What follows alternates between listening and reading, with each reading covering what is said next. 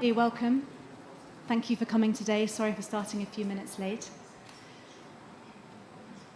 We're just about to get things underway. Great to see such a full room. Can everybody hear me all right before we start recording?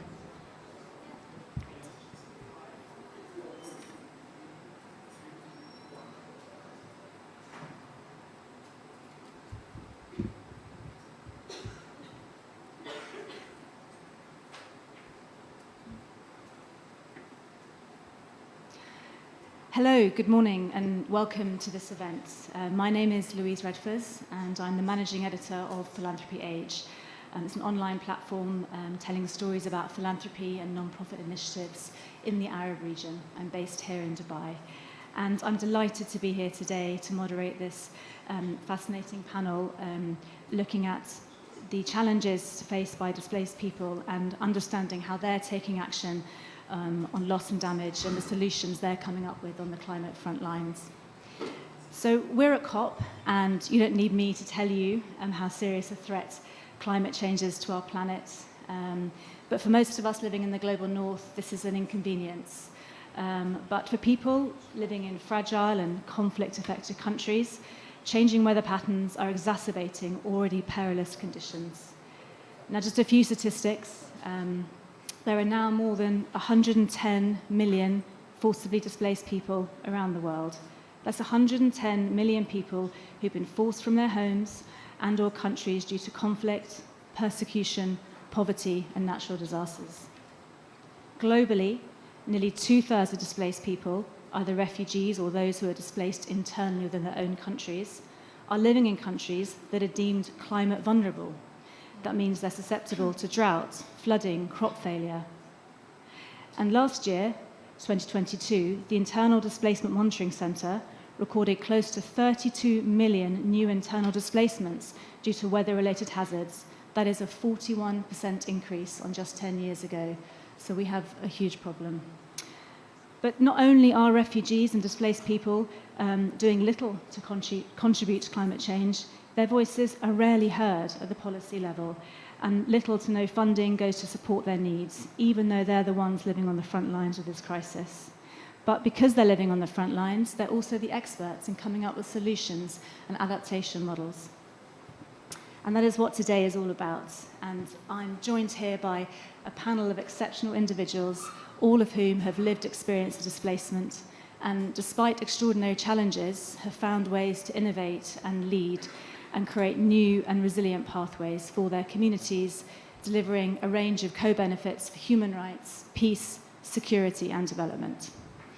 So much of COP is about high-level delegations and official documents and important agreements. So I'm truly honored to be here today in this room, giving a platform to voices that are critical to the future of global climate policy, but so rarely get heard. So welcome to our panelists.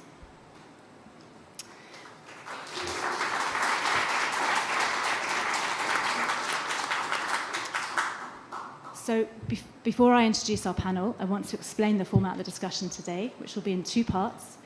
Part one will be a chance for our panelists to tell us about their experience of displacement and climate change and how they've responded to that.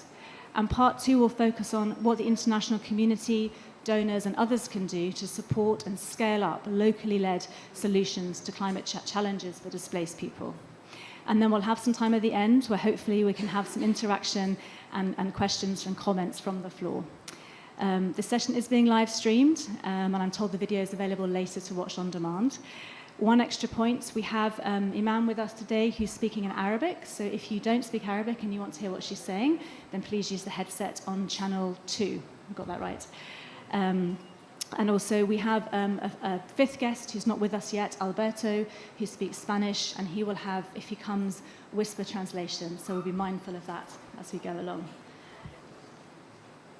Great, so first of all, I'd like to introduce you to our panelists today. So I have sitting two along from me, Dorong Grace Nilo Mayo from South Sudan. She was formerly a refugee in Kenya, and she's gone back to her home country, South Sudan, where she set up an NGO called Root a Generation, which is working with young women and supporting displaced communities, and people dealing with climate change issues.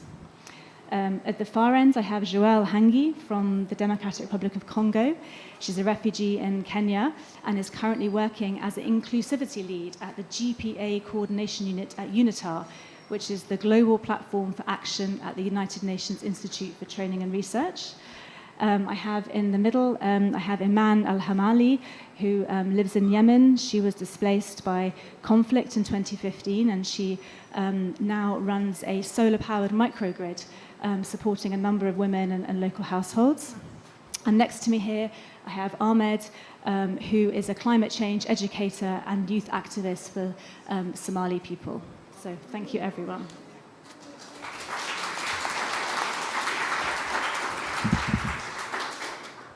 So I'm going to start with Joelle. And Joelle, you're a refugee in Kenya, originally from DRC, and you're currently working as inclusivity lead at GPA. You've been involved with the first Global Refugee Forum, and you've been doing a lot of work looking at inclusive energy transition plans. Can you share with us today a little bit about what you do and why it's so important for refugees and displaced people to be involved in the energy transition and this conversation? Thank you so much for giving me the opportunity to speak to you today here, and also for the introduction as well. Yes, as you said, I'm originally from DRC Congo and currently based in Nairobi, Kenya as a refugee myself. And working with the Global Platform for Action at the GPA at UNITAR is one of the things that came as out of the passion that I had, and also the experience that the life kind of experience that I had to go through for me to be able to talk about energy and see energy as one of the things that needs more attention. And I remember one day a wise man told me, you cannot address what you can't handle. You cannot handle what you can't measure. And speaking of data and like statistics, currently we are having more than 94% of displaced people who don't have access to electricity, and 81 of them don't have access to clean cooking options. And this is a serious. It can sound like numbers really, but when it comes to the reality, it's not really numbers. Myself, living in a refugee camp in Kakuma refugee in Kenya, I had to go through very difficult challenges for me to be able to access education and even work opportunity, because electricity is not, it's a luxury. It's not something that you can get. And currently working at the GPA, we focus on making sure that access to energy is not just a luxury. It's something that it's a basic needs, and it should be the reality for displaced people. This is one of the things that's so close to my heart, because living in a refugee camp, when it's dark, then you start thinking of options. Security-wise, it's not really something that you can think of like you're safe, because darkness means you are exposed to a lot of things, and you only bear the fruit of it, like the outcome of it, because there is no option. And myself going through that, I saw a lot of people who couldn't grab opportunities that could change their life, only because there is no access to electricity, only because electricity is one of the things that's cut across different things, including internets. And internet's talking today, as the moderator mentioned, the world is watching us. It's only through internet and connectivity. But displaced people are not connected to the world, because the basic need, which is access to energy, is one of the things that they don't have. And it's really important to mention that transitioning to clean options when it comes to cooking, when it comes to access to electricity, is one of the things that is making us to come together today, talking of climate change. And speaking of climate change, I remember some years ago, I had to take my child to the hospital. And the only thing that, the news that I got after a heavy rain was like pictures on WhatsApp, and someone is telling me that, oh, your house is not here.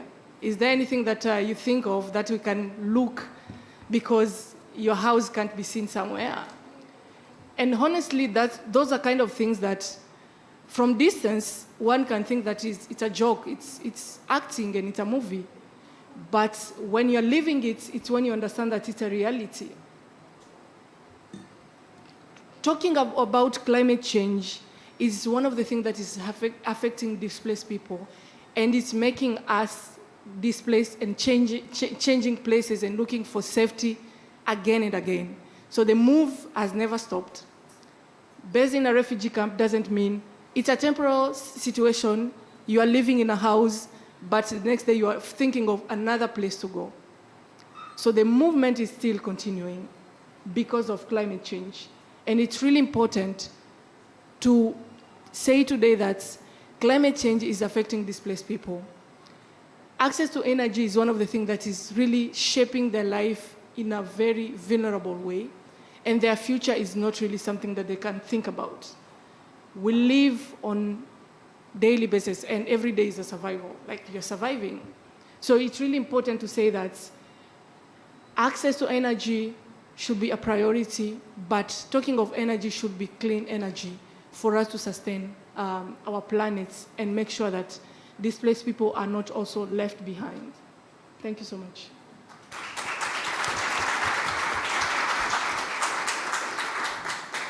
Thank you, Joelle. Really important points. Dorong Grace, I'd like to introduce you now. I mentioned in the opening that you're from South Sudan. You spent some time in Kenya as a refugee as a child, and you're now back at home in South Sudan, where you've set up Roots of Generations. And this is an NGO which supports and inspires young women through work in disaster risk reduction, gender justice, and climate action. And one of your flagship initiatives is called Making Displacement Safer, which seeks to build trust between internally displaced people and the communities hosting them. Can I ask you, what inspired you to set up Root of Generations, and what does climate action look like for your NGO? Thank you for the opportunity. Grace Dorong is my name. What inspired me? I was born and raised in a beautiful homeland where women and children could fetch water in the stream next to their houses. The sound of the birds, the sound of the water flowing, the beautiful wild fruits was the life I knew. Not until one night, the sound of the bird turns to be the sound of the guns. And I found myself in Kakuma refugee settlement. That's when my name changed from Dorong Grace to a refugee. And from that time, I knew that that was not the end. The life I had in the camp, what she's just talked about, is what the reality was for me. But knowing that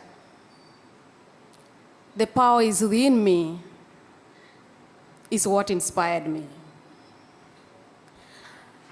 Root of Generation was inspired by that story, that we can turn the tears into smiles in someone's face.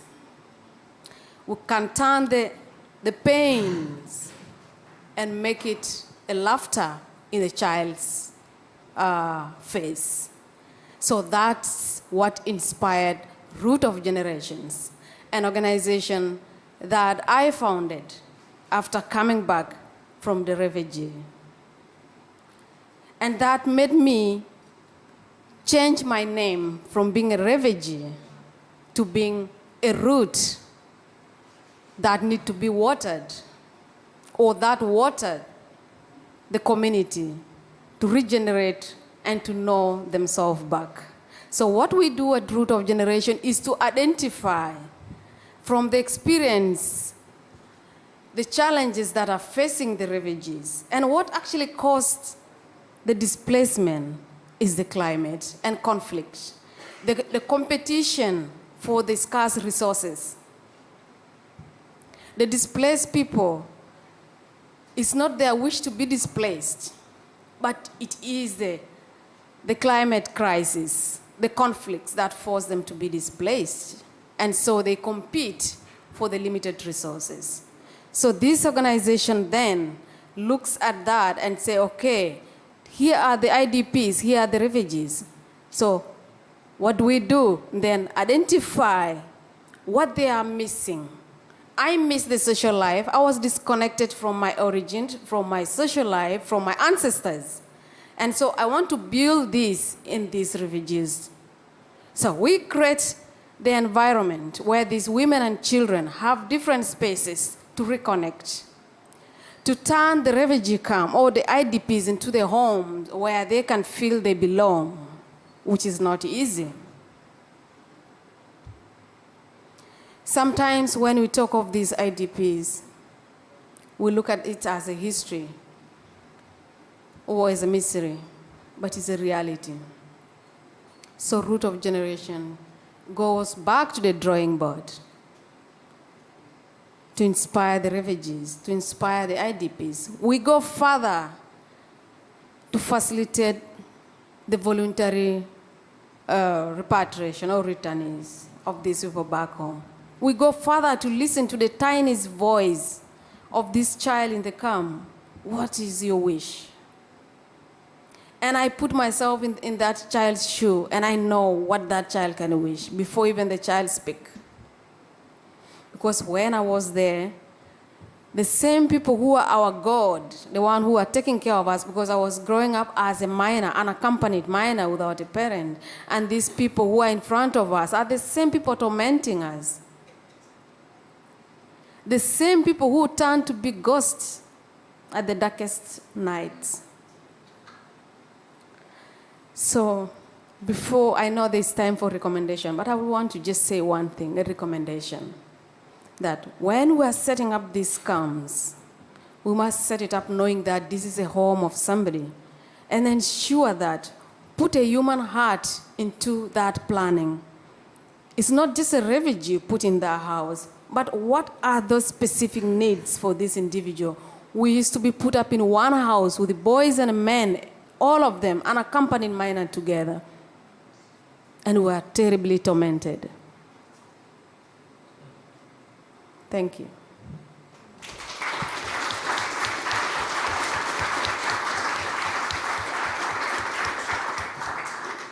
Thank you, John Grace. It's very eloquent. I'd like to turn now to Iman, and I'm going to...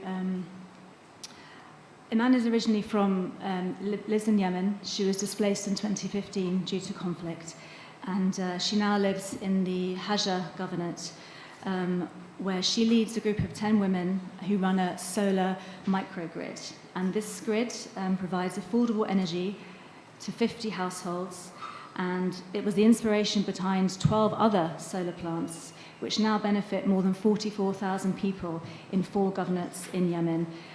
So this is really, really vital work. And I know you've had support from UNDP to set this up. But can you tell us, please, a little bit about the project, how it got started, and what you're trying to achieve?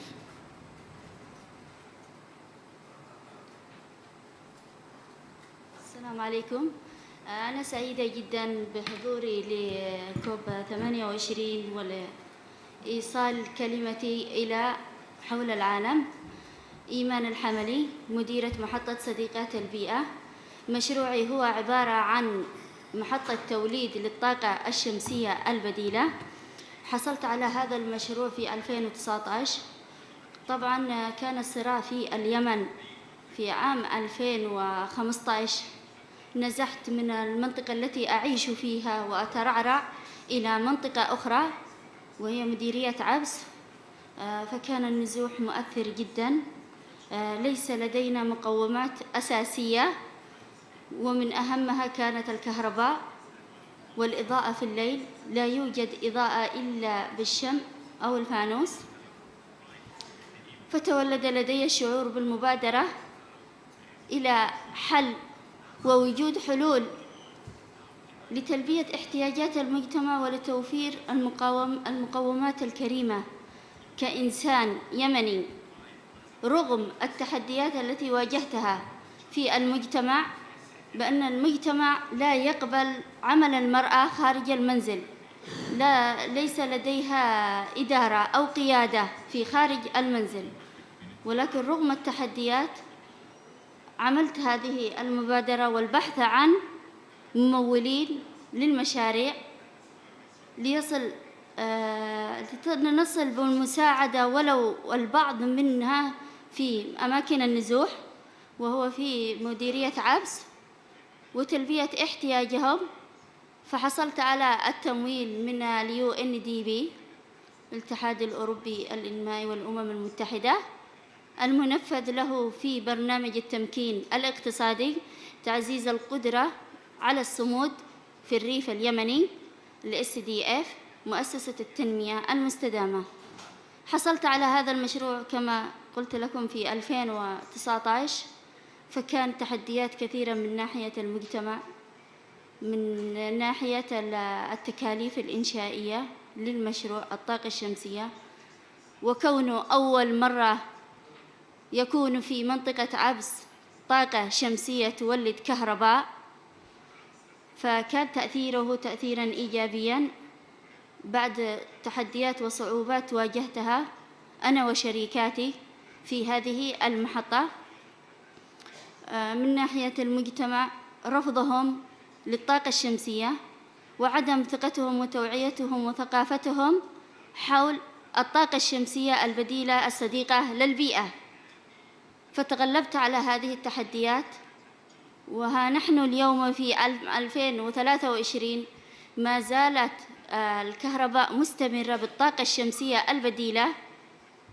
لدي مشترك 53 مشترك رب أسرة، بما يقارب يصل إلى 472 نسمة تستطيع الإضاءة بالليل وتشغيل المراوح في النهار، والابتعاد عن العادات والتقاليد السلبية للوقود الأحفوري التقليدي بالمشتقات النفطية، كون المنطقة لا يوجد بها كهرباء بسبب الصراع انعدام الشبكة الوطنية للكهرباء في المنطقة.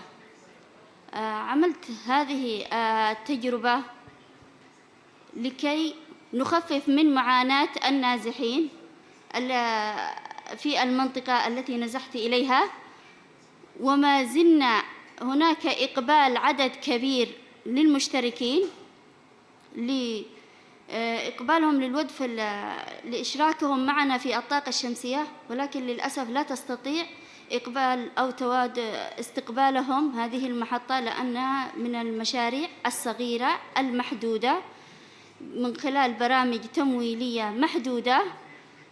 لا يوجد هناك داعمين لهذه المحطة للطاقة الشمسية ولتحديد مخاطر البيئة هذه الطاقة الشمسية.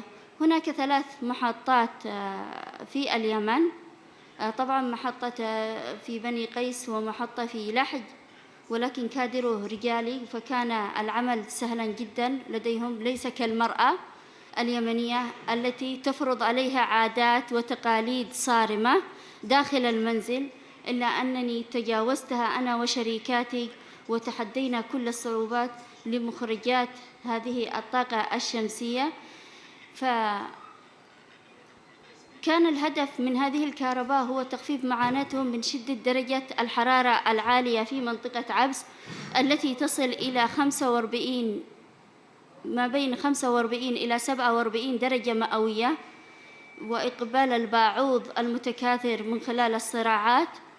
فكان الحل الوحيد هو المبادرة لهذه الطاقة الشمسية للتخفيف من معاناة النازحين والمجتمع كذلك المضيف. شكراً.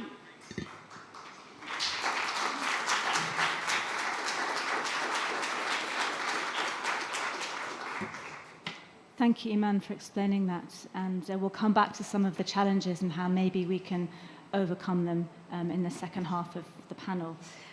I'd like to turn now to Ahmed on my left. Ahmed had an experience as a young boy of climate displacement. The school in his village closed and he had to move to the town where he continued his education. And this experience stayed with him, and he's now working as a climate change educator and an activist for the people of, for Somali people. So Ahmed, could you just tell us a bit more about your experiences and what the situation's been for you and what you're doing with your work? Thank you so much. Good morning, everyone. As the moderator said, I have been experienced for the climate change impact for my community, particularly for Somali people. They have been at the forefront of the climate crisis since the collapse of the government. My people, Somali people, they are always livestock herders. They are depending on livestock herder, and there is also small parties of the community that have agricultural and farming. Due to the climate crisis, when it was a drought, the farmers have lost their crops, and when it was a flooding, the people who was lost their farms, who has no what to eat, have also lost their livestock. And when it was a flooding, also they can lost their, it destroys their homes, it destroys the roads that are available to the communities between the cities, so that it is impossible somewhere that people, especially the people that live in rural area, is to be reached by the humanitarian assistance even, or to be reached by the health care. The mothers that are, to be delivered by their baby have also endured that difficulty because that road is affected by the floods. In particular, the Somali youth that I am among them are very vulnerable to the climate change. When they are displaced, they are nowhere to go. They don't know what the tomorrow have. When they are in the campus, they have nothing to predict about the future. At that time, some of the youths, they have a very, very dangerous decision. Sometimes there are a network of smugglers, particularly in Somali community and also in the Horn of Africa, a powerful network of human traffickers. That when the children and young people displaced by droughts and floodings, that comes to the big cities or in the cities also, to say that we are taking you to somewhere that's very peaceful, somewhere that you can have a good life. And that is in the Middle East or somewhere in Europe or America. So they make a ransom money for that children and young people.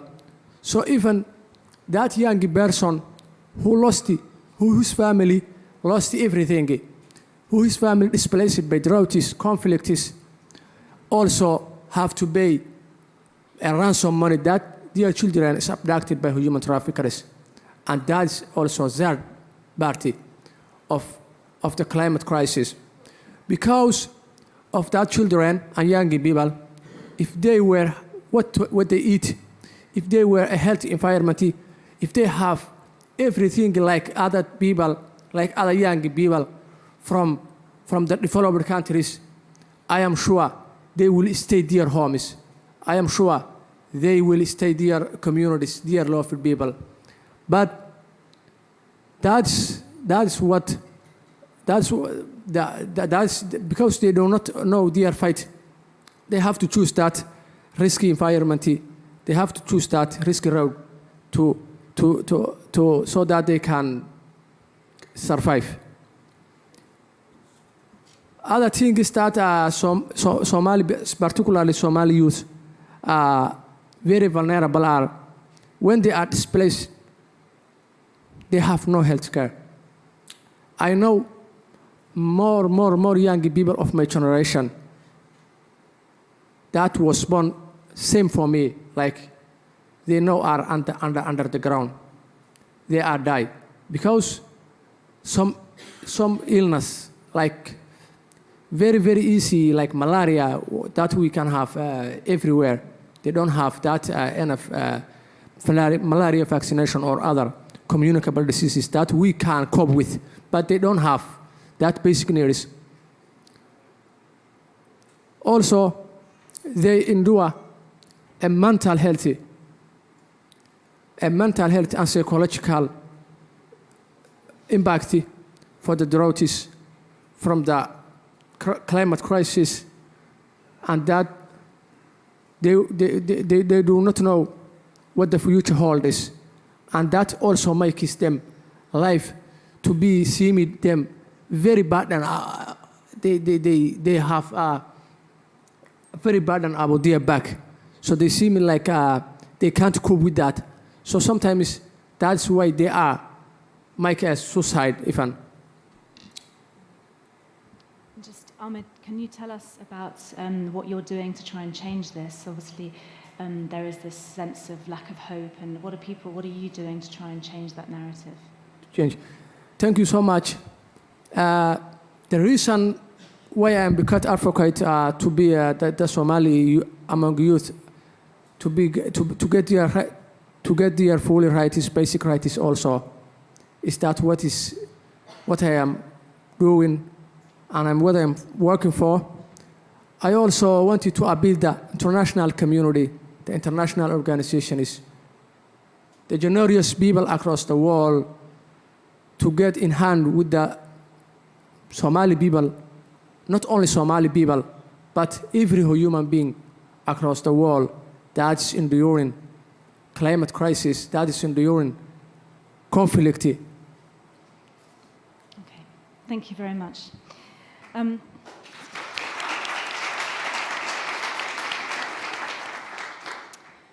Well, we've heard a very rich and broad range of experiences there, different situations, different pressure points and different solutions and reactions. We're here at COP, and what we can do for displaced people is high on the agenda this year, which is very encouraging. So I'd like to now ask the panelists what we can do for displaced people and what their message is to the international community, to the agencies, to the system. I'm actually going to start with Joelle, because in many ways she's part of the system now. She's crossed the Rubicon. You're involved on the inside, working with different agencies. How important is inclusivity, and what does the system, the humanitarian response, development response, need to do to support people in your situation? Thank you. That's a really good question. To be honest, I think one of the things that it's really important to address when it comes to displacement settings and when it comes to addressing the energy transition process of those spaces is the inclusion approach. I think my message to the humanitarian world or sector is that I think we need to change from traditional humanitarianism to more innovative and inclusive humanitarianism. What I mean by that is that displaced people are not just recipients of aid. Displaced people are also assets. They do have a lot of resources. They are people who have capacities, and we need those capacities. As an external person, you can be an expert in numbers, you can be an expert in collecting information, but you'll never be an expert when it comes to the experience that one can really pass through. I am the only person who knows my experience in my life. In as much as you can feel me, you can feel my pain, but you'll never get the sense, the really sense of what does that really mean. And it's really important to start changing the approach of considering displaced people as people who should just be sitting, waiting for aid, people who don't have voice, people who don't have to influence anything, but just sitting and waiting for experts. I think my message is that displaced people are also experts in their own way, and we need that expertise to be able to address their need, or else we'll find ourselves in the trap of aid that will never end. I think the world is tired. We need to shift our attention. We need to be realistic in our approach, and we need to end this circle of dependency. I think the traditional humanitarianism is putting people in endless kind of dependency that is not needed. People need to be free, and the only thing that can free them, can make them to be able to feel like they have that, they're a human being and the dignity is there, is when they stand on their feet and they need to be equipped. They need space. And if we are not giving them space inside these kind of spaces, we are not making anything. We are excluding them from the implementation. If we are only here as experts and acknowledge, let's say, not acknowledging the expertise that comes from displaced people, then we are not really addressing their need. It will be ironic saying we are talking about displaced people and addressing their need if displaced people themselves are not part of that conversation. We need to make sure that they are part of the decision-making spaces. They're talking, they're expressing their voices, and they're able also to be part of even the implementation. Accountability is one of the things that will tell us that we are really moving towards a very impactful direction. Thank you so much.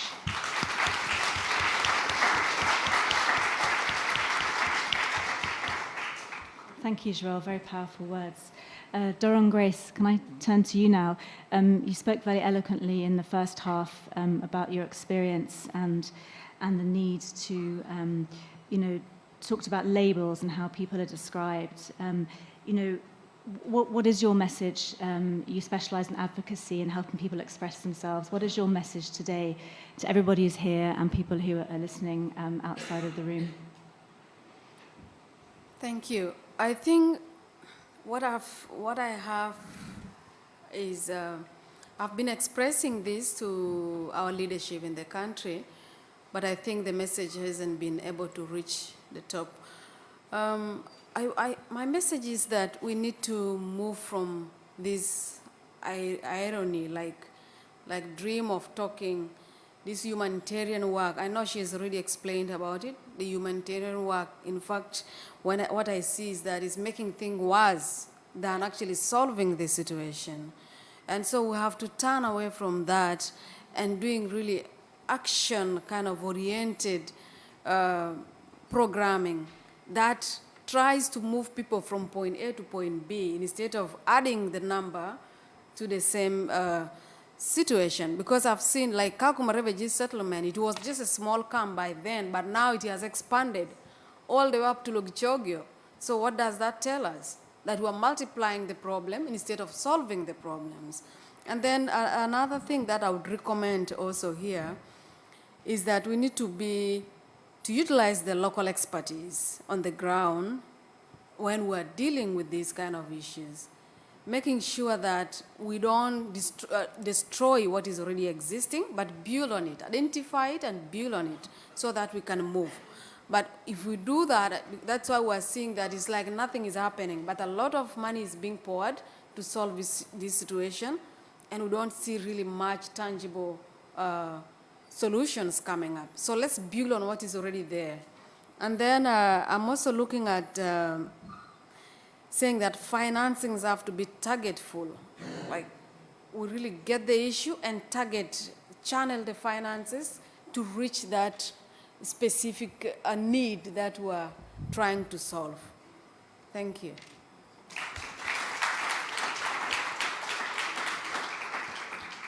Thank you. Iman, I'm going to come to you now. My question is, you talked in the first half a lot about the challenges you faced as a woman and the social challenges. What would have helped you? What could external agencies have done, or how could your work have been empowered? Obviously, you've already had huge impact, but what's your message today for how the international community can support people in your situation?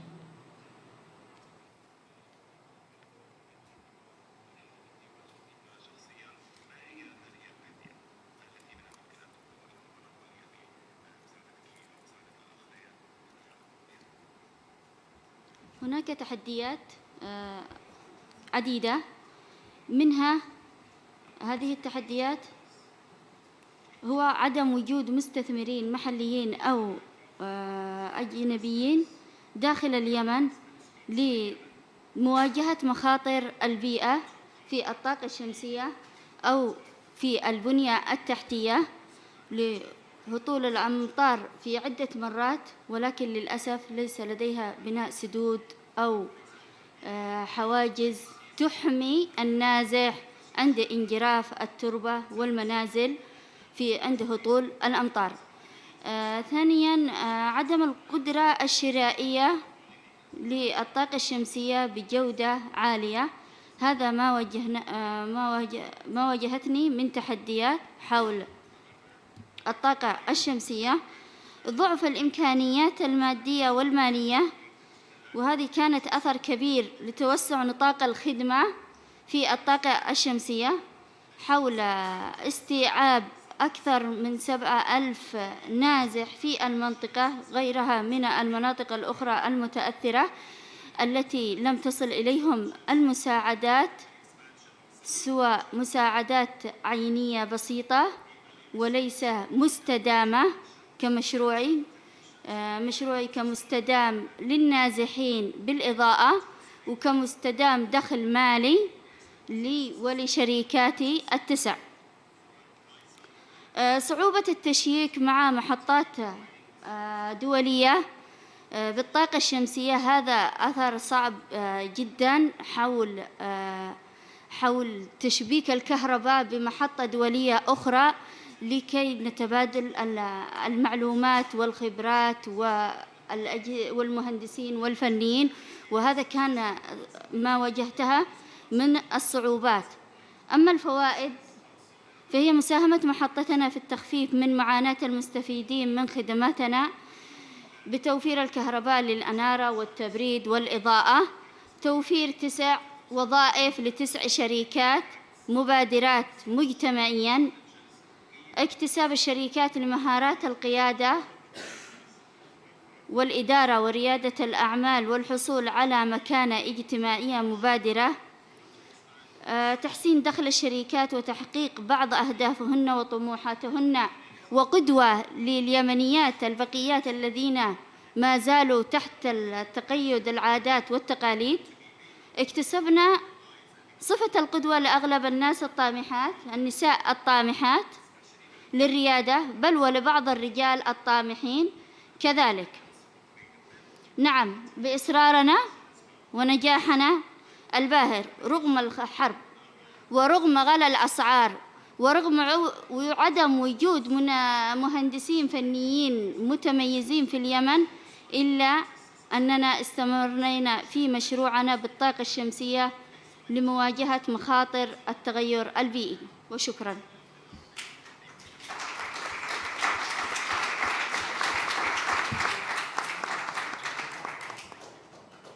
Thank you. And Ahmed, I'll turn to you now. We touched on it briefly, but in terms of your message to international community and how you can be supported to help Somali young people sort of help themselves, what is it you're looking for? Thank you so much. My message is we have to know that climate crisis is real. It can affect every one of us at any time. We don't know if we affected us tomorrow or maybe after tomorrow. Even if you are developed, even if you are small islands, even if you are the country that has already affected. So we have to know that the climate crisis is real. I am thinking that the COP, that's almost 28 COPs before this, or 27 COPs before this, is being held with good countries that developed good AC, nice place, no things to worry. But I made hold that the COPs to be and other climate conferences to be held with the communities that are affected by the climate crisis, like in Africa, somewhere Latin America, somewhere Southern world, so that the delegates coming from developed countries will experience what the climate crisis is. But we don't be experienced if we are like this and discussing, conversating good places like this. My message is to be the climate crisis to be a research and statistics based, so that we can make our efforts to be booted those who need most. Also use and climate affected communities, especially in my community like that affected from South Sudan, from Yemen, to be at the center of the decision making. They have to be among those who consulted. They have to be among those who part of the implementation, so that they can build a resiliency community that endure. We also need the global leaders, particularly the United Nations, the intergovernmental organizations, to walk the talk, to implement what they agree.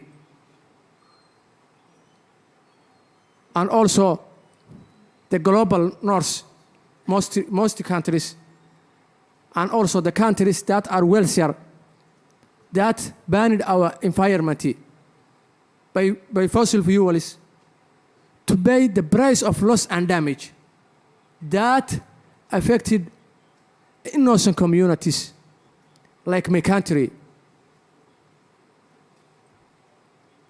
Other thing we need is, when the displacement happen, the affected communities that migrated voluntarily from their homes to be welcomed nicely, to be treated humanly, and to be given what they need to be deserved. Thank you so much.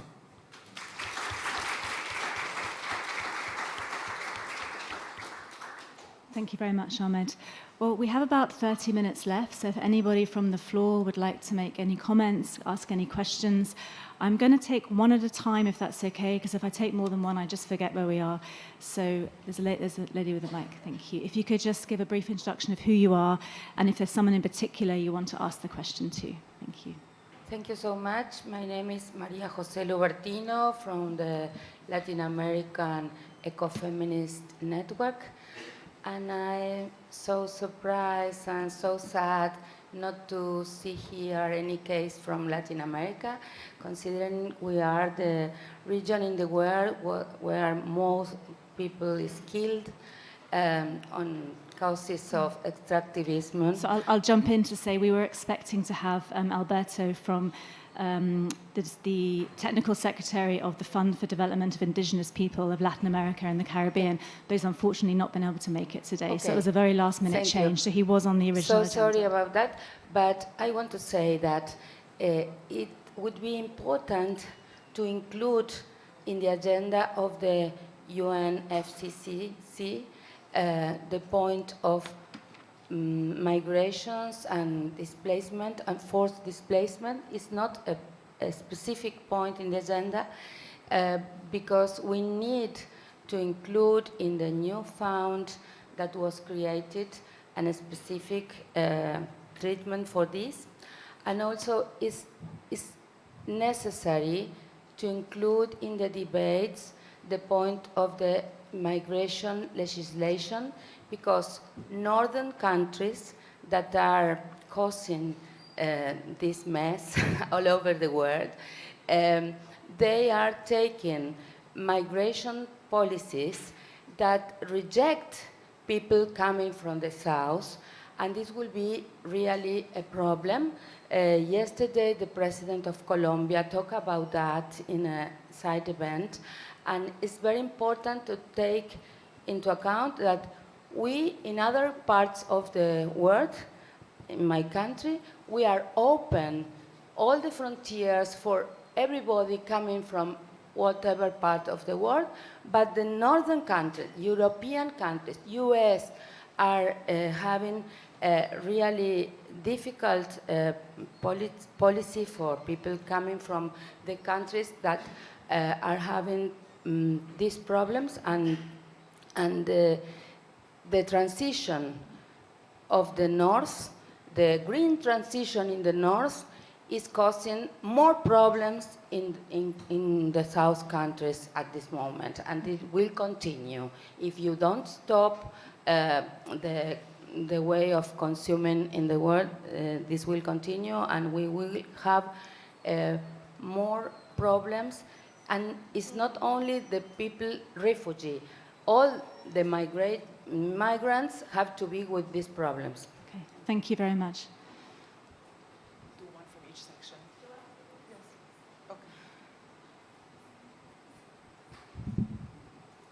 Okay. Good afternoon, everyone. This is Mohammed Gele from Somalia National Commission for Refugees and IDPs. I don't have a question actually, but I want to comment on the importance of loss and damage when it comes to actually these displaced communities. So I'm going to start with actually what we are doing now and how that making that available, making available loss and damage when it's available is actually important for that. So what we are doing is that we are committing pledges for refugees and IDPs from the government side, and one of those pledges is actually inclusion. So what we mean inclusion is to provide some sort of educational opportunities to the refugees and the IDPs. So in Somalia, what we are dealing is not only we are dealing with actually climate, but also we are dealing with conflict and fragility. And we are assuming and working here an environment where the governance is very fragile and the financial system is not actually, it's very hard to operate.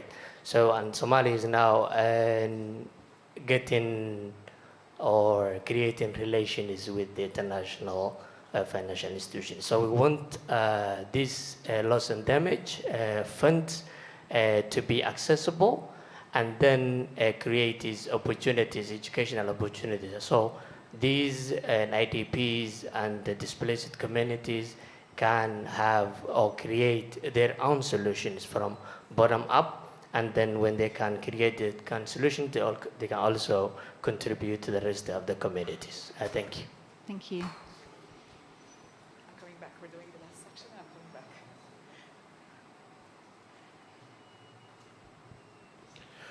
back. Sorry. Hello, I'm April Juju from Myanmar, Asia. Like recently, we have lots of internet displays.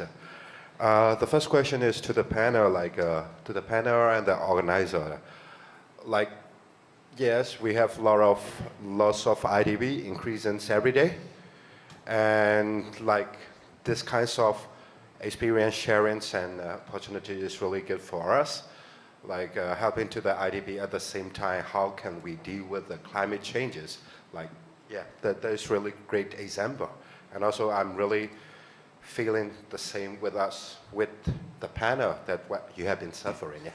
So like my question is, what opportunity exists for individual or organization to actively contribute or collaborating in any way with the panels or with the organization initiating in addressing displacements and climate change? Another one is like, in mostly when we are talking about the refugees and this IDP, the project or the budget coming from the donor mostly came from top down, with the project design is lots of theory change that we cannot never change it. Like recently that I have been suffering. What we really need in the ground is other thing. What the donor can give is the other thing that may burden to us. So like my question is, how does the panel ensure the donor budget are effectively towards addressing the needs of the displaced community, particularly considering the challenge often associated with top-down project design. Thank you. Okay, thank you. Just to summarize for the panel, so I think you're asking what can donors do to be more inclusive and to look at more bottom-up, locally led solutions. So Joelle, do you want to start with that? Yeah, of course. That's a really interesting question. For one reason, if I again go back to one of my message really was to change the traditional approach. And the traditional approach is mainly focusing on it's only big organization and big names speaking to donors. So there is a long line, for me I call them, brokers between the displaced people, between those who need that money and the money itself, which is the donor community. And the donor, of course, have their own expectation, they have their own agenda, and that's why I said it's really important to involve displaced people in decision making in these spaces where they express what is really needed, so that it's also a way of changing how they perceive. Because to be honest, donors don't have, to some extent, the idea of the reality. They only have what is shared, numbers, things that, agendas. So it's really important to connect displaced people who are leading at the front line to the donors to be able to grab, to understand what is needed, to shift that kind of approach and be able to tackle the real need of displaced people. And that's really the importance of shift. That's the importance of having displaced people part of the conversation, leading the conversation. And again, speaking on how the audience here can also support is raising the voice, saying what is happening is not really the right way. It's not the right way of working or addressing the need of displaced people. And it's something that I know it's a joint effort. We collaborate differently with this donor. Of course, it's a top-down. Donors are they can't be seen anywhere. We are wondering who is the donor. The countries, the states, but they also have representatives. And we talk to these people. So every time we get an opportunity to talk to them, make sure that you also mention that we need to get to talk to these people directly and not really through, people who can translate. We don't need translation anymore. We can speak for ourselves.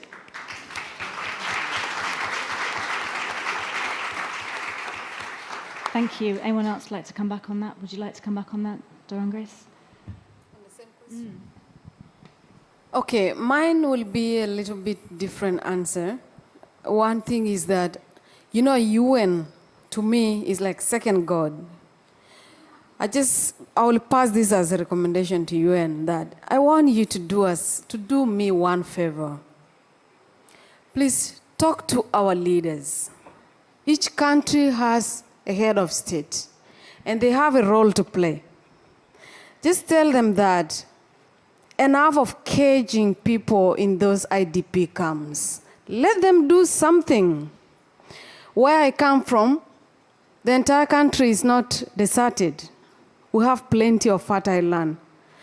So I would urge the donors also to ensure the humanitarian fund turn into capacity building fund. We want to produce our own food. We want to be able to know how to use the tractors. We want to be able to have tools to do, and we want our natural seeds that we can use that are very adaptive to the climate change. Let us not distort the original meaning of life. Because when we talk about this donor, the money, the stuff, how it can reach that person there, it's just a whole picture of kind of a dream that we want to see. But let's go into the reality. When you're in IDP camp, it's like you're in prison. You feel like you're in prison. Please, let's talk about getting out of that. Go plant a tree. Go eat a wild fruit. Go make something. Use your hands to do something.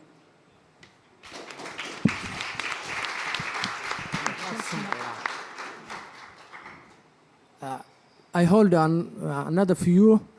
For example, the donors, when they make a fund, I think I'm hold the view that it is not reach designated people as much because it goes somewhere like it's not go directly to the people.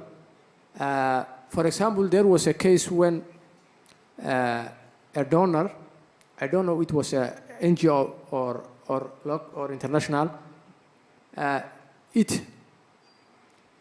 take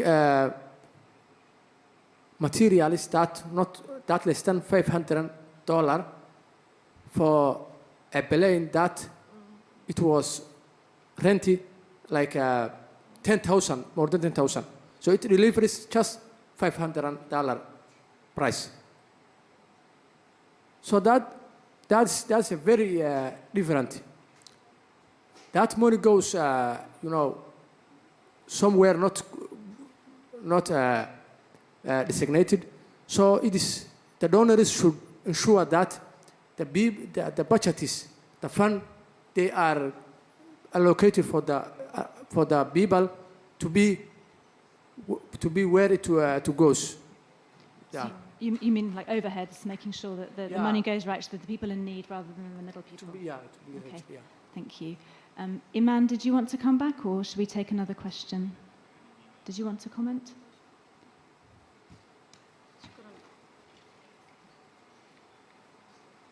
طبعا بالمبادرات المالية والمعنية كما ذكر زملائي، فنحن نعرف ليس اليمن فقط هو متأثر، بل أكثر من دولة في العالم، في الصومال، في ليبيا، في لبنان، في عدة دول تتأثر بهذه الأزمات.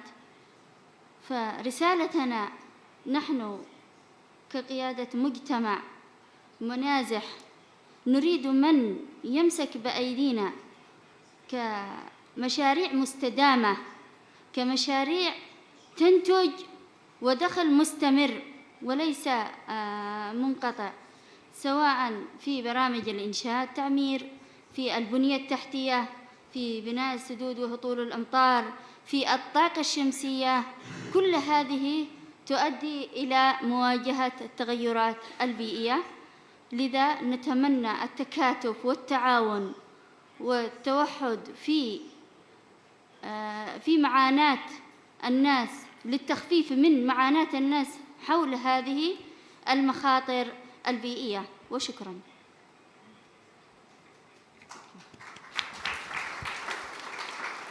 Thank you. Another question? I'm so pleased I'm not the one choosing. Thank you. Cristina Iona Dragomir, New York University. Thank you so much for coming here and sharing your experiences with us. It was really important and very special for us to understand this a little bit deeper. As we all know, climate change is not gender neutral. Communities are not gender neutral. Communities are very layered and very complex, and gender plays a really important role. And I really like the way you expressed some of the challenges that you encountered in the journey that you have been taking, and also the plea for inclusion. So then my question to all of you is, how can we make women and other gender minorities have a seat at the table? How can we make it more inclusive from a gender perspective? And how can we address climate change in a non-gender neutral way? Thank you. Okay, I'll start with Joelle. Thank you. Let's say, generally speaking, if we are talking about people who are not displaced, then probably that's something that can be an easy kind of process. Of course, it needs people to be aware of the gender in different layers and different challenges that affect different gender differently. But if we have to narrow down to now the forcibly displaced people, I think we are really, if we are still talking about inclusion of everyone, regardless of the gender, that means we are still very far. Honestly, inclusion is not yet there, and that's the conversation you're having here. So it's really important to say that as we are really moving towards that direction, as we are building this kind of awareness, and let's actors know that people or the sector needs to be inclusive when talking about climate change, Then from there, we also have to narrow down. It's really important to narrow down because the fact that gender is really different in different society, it's not neutral, as you said, and I agree with you. It affects women differently. In displacement settings, it's really worse, to be honest. As a woman, I know. I have a family. I know I've been based in camps, in refugee camps for so long. I know that what does that mean, really, when it comes to gender. And it's really important to really look deep down in details on how to make sure that those who are really affected with these climates, how it affects them, and how to hear their voices by having, by being part of the table, by sharing their experience, by being part of the decision making. And I agree with you, the gender aspect should also be looked at when it comes to inclusion, and it should be the situation also in displacement settings. Yeah. Does anyone else want to come back, or should you take another question? Yes, I just want to add a little bit. Sometimes I know we're dealing with patriarchal kind of societies where gender issues is very sensitive. But what I would say is that mentorship programs and trainings for these women to make them know that they can be part of the decisions is very important. But in my talks every day, I tell women, you know what? Let us just go there, go to that high table and, get a space and sit. Because when you say give women the high table, where you are waiting to be given, that won't come. You have to really just go there and make it. If you can't have a space to go there, then create your own table and have the high table. Sure.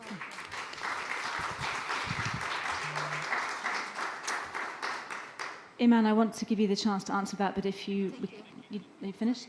Would you like to answer? Or take another question?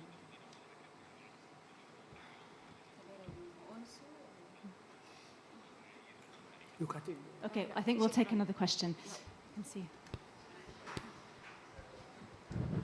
Hello, my name is Sophia Mohammed, and I really feel the pain the young ones here are really expressing, because I myself was an IDP refugee.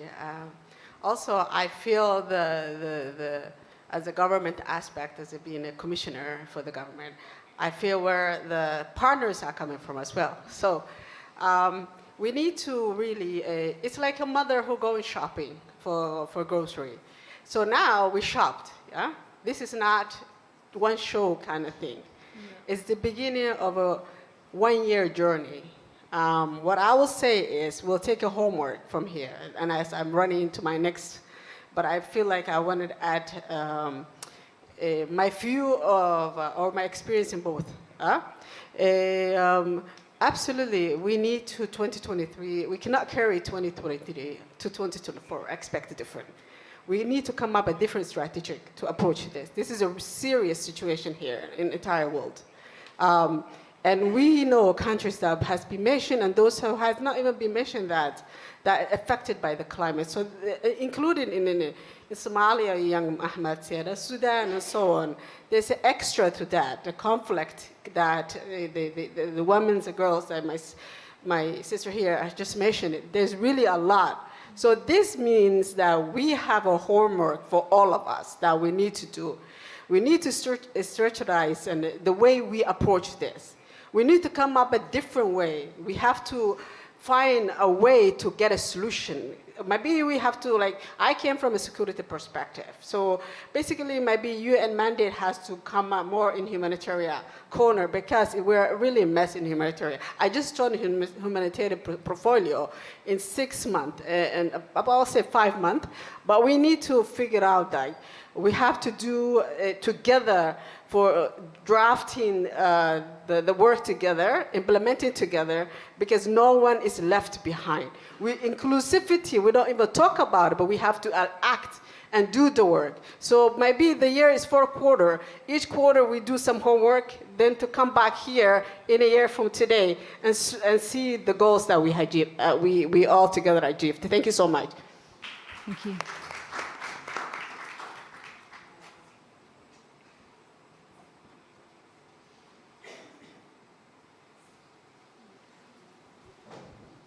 Thank you very much. My name is Fuzia. I'm a Kenyan student studying international relations here in Dubai. So my question was to Joel and actually Grace. So you were talking about the refugee experience. What do you think about cooperation between governments or partnerships between governments to improve the refugee experience as a whole? Like coalition building between like the DRC government and South Sudan. And then my second question was also to do with, you mentioned dependency.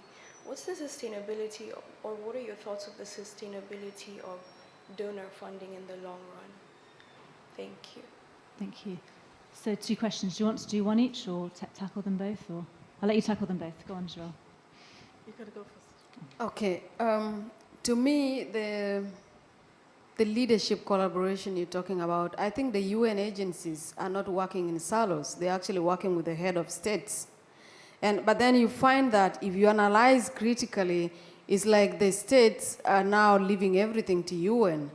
And sometimes it's like they don't have power over decision. I don't know whether the UN also looks at the policies of the government, but I think mostly we drive our policies also from what UN is giving us. So that is the collaboration. So there is no UN agency working in a country without the government having a voice in it. And then in terms of the sustainability of the donor funding, there is no sustainability in it if you don't build the capacity of the people. Okay, it's like spoon feeding these people, and then at the end of it, there's no sustainability. That's why we talk of how can we make that practically capacitate the people to be able to take lead and hold and take charge of what they're doing themselves and feed themselves. Just to add on what she just said, I think the long term is really in a way we approach things or how the system works really. So with the current system, which I refer to as traditional humanitarianism, is giving out, aid, so handouts. It's ready, design, either it works for you or not, go ahead, use it. So changing that and making sure that it's long-term and it's really sustainable. It's not like we are wishing for more people to continue coming, but that's the reality. It will continue coming. With climate change, if we are not acting on it, then it will continue that way. So the fact that we still have the flow of people, we still have people who are stuck in protected situation in camps, it's really something that needs to move beyond handouts. And the way to move, to move beyond that is to equip people with something that is more sustainable. If you are still denying someone to move from camps to a nearest city or even town, what do you mean by, that person will keep on asking you for, okay, I need this, and then I need this, because they can't do anything.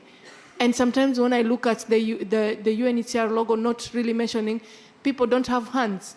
So they're just sitting. It says something. They don't have hands, they don't have legs. So they're not moving, they're not doing anything. And that has to change. Thank you. Okay, thank you. I think it is important to encourage local solutions when it comes to mitigation, adaptation processes. We need a people-centered approach for the communities affected by. Donors, the money from donors comes from their own people taxation. So it is burden even the donors to pay again. That is really burden from their even economy. So we need to build a resiliency communities. That funding goes so that the other time is that community, they can stand their own feet. Okay, thank you. I've got one eye on the clock, so I can take one very quick question, then I'm going to need to sum up, otherwise I'll get in trouble from the people behind the desk. Oh, sorry.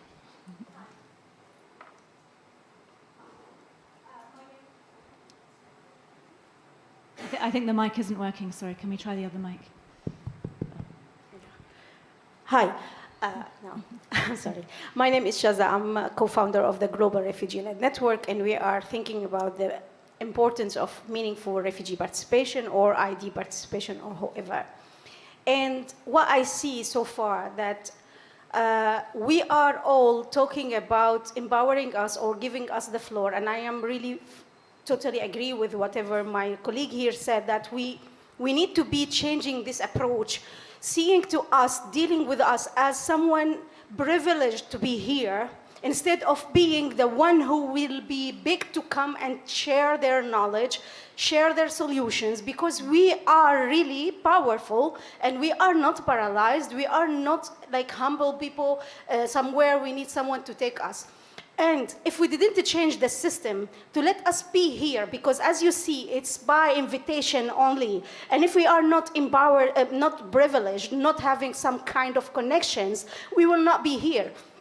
My question is for everyone in this room, how we can change this approach and also include it with the many other approaches with the intersectionality, because we know all of these things of gender and things coming layers and layers for us. So if someone is in a little camp, as what we already mentioned, has no way to go out with disability, with so many other layers of problems, how we can expect this guy can be coming to this place to just share their knowledge, and how they can be sustainably based on their feeds, doing stuff, while all funders talking about accountability, which is, I don't know, they're accountable for whom. We need to change the accountability things as well in the donor's mind, I think. So if maybe it's more about comment, not a question, but if the panelists have any solution to change this, I am really happy to have that. Thank you. Thank you. I'm going to take that as a question we can all think about going away from here today,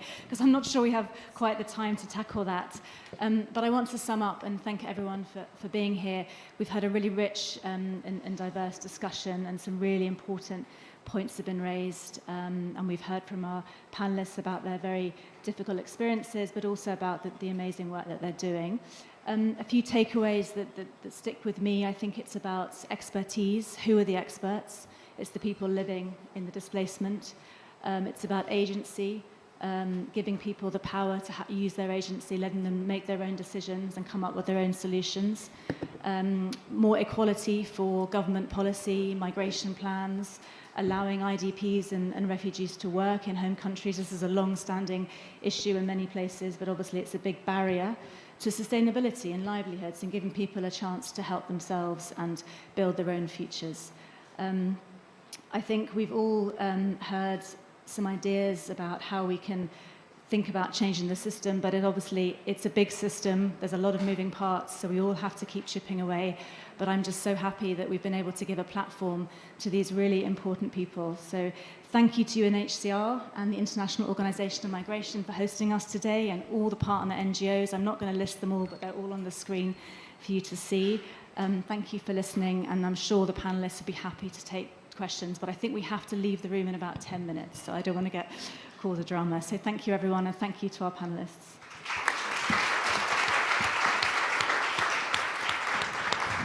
May I just tell everybody, hello, my name's Michelle, I'm from UNHCR. Just to plug, we also have an event at 4 o'clock today that's looking at the link between the COP here and another major opportunity for inclusion next week. That's the Global Refugee Forum. So if you'd like to join us and hear more about what displaced people, government, money stakeholders are doing, join us 4 o'clock to 5 o'clock in the Climate Mobility Pavilion in the Blue Zone. Thank you.